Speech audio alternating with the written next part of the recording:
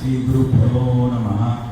ముందుగా ఈ యొక్క కృష్ణం వందే జగద్గురు ఫౌండేషన్ వారైన శ్రీనివాస్ యాదవ్ గారికి మరియు బడేసాబ్ గారికి నా యొక్క నమస్సమాంజలు, వేదికలందించిన పెద్దలందరికీ కూడా నా నమస్సమాంజలు తెలియజేసుకుంటున్నాను.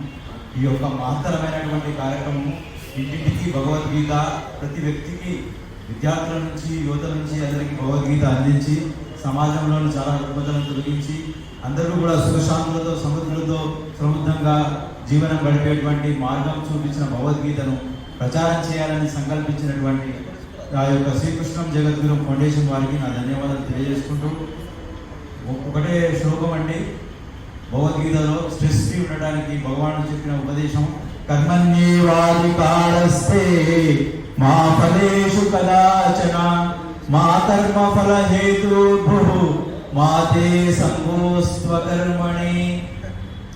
అనగా కర్మ చేయుటేందే మనకు అధికారం కలదు కానీ ఫలాసక్తి మీద లేదు అనేటువంటి ఇలాంటి అనేకమైన ఉపదేశాలు. స్వకర్మణా తమభ్యర్చ సిద్ధిం విందతి మానవ.